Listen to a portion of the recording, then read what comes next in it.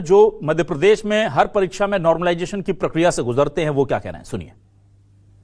Sir बहुत ज़्यादा effect पड़ता है, बहुत ज़्यादा प्रभाव पड़ जाता है। जैसे मान लीजिए मैंने कोई एग्जाम अभी पिछली बार एग्जाम दिया था, तो जब मैं सबमिट करता हूँ 100 मार्क्स का पेपर होता है, मैंने सबमिट जैसे किया तो मुझे ऑनर्स की मार्क्स दिखता है 78 दिख गया है। इसके बाद जब मैं बढ़िया खुश होकर आ गया, लेकिन इसके बाद जब रिजल्ट आता है तो वहाँ मुझे 72 दिखता है। अब फिर नीचे एक और एरो दिखता है जिसमें नॉर्मलाइजेशन लिखा है, तो उसमें 68 हो जाता है। मतलब 8 से 10 नंबर ऐसे काट लिए जाते हैं। हम सामान्य छात्र हैं, ये नॉर्मलाइजेशन जैसी कठिन प्रक्रिया हमारे समझ में नहीं आती। हमने जितना एग्जाम दे के आए, हमें जितने ऑन स्क्रीन मार्क्स मिले, हमें बस उतने से मतलब है।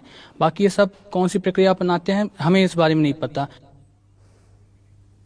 और ये मुद्दा इतना बड़ा है कि ना सिर्फ बिहार में खान सर जैसे बड़े बड़े टीचर्स और मध्य प्रदेश में बेरोजगारों की आवाज बनने वाले दिनेश चौहान इस मांग को लेकर लगातार उठाते रहे हैं।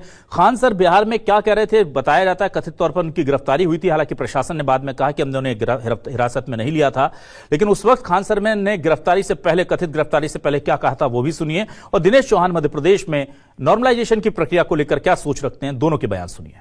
कभी कहेंगे 3 पेपर अलग रहेगा, कभी कहेंगे मल्टीपल दिन में होगा, कभी कहेंगे हम लोग आखिरी दिन में भी चेंज कर सकते हैं। सचिव कुछ और बोलेंगे, अध्यक्ष कुछ और बोलेंगे, बाहर मीडिया में कुछ और आएगा। बस एक बार अध्यक्ष महोदय अपने बात से बोल दें कि नॉर्मलाइजेशन नहीं होगा और ऑफिशियल ट्वीट कर दें कि एक एग्जाम, एक पेपर, एक शिफ्ट। हम लोग को और कोई मांग नहीं है।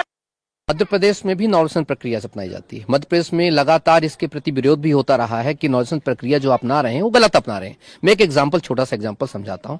मान लीजिए किसी एग्जाम के 3 शिफ्ट में पेपर होते हैं या 4 शिफ्ट में पेपर होते हैं, तो ये लोग ये अपने से अनुमान लगाते हैं इस आधार पर कि अगर किसी मान लीजिए आज पहली पाली में सबसे हाईएस्ट मार्क्स गए, बहुत ज्यादा स्कोरिंग चली गई, और किसी दूसरी पाली में लोएस्ट स्कोरिंग चली गई, तो दूसरी पाली को समझा जाता है कि पेपर क्या था, टफ था।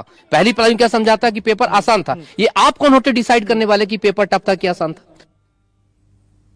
तो नॉर्मलाइजेशन को लेकर के बड़े हंगामे हैं। उधर इस पूरे मामले को लेकर अब सियासत भी हो रही है। कांग्रेस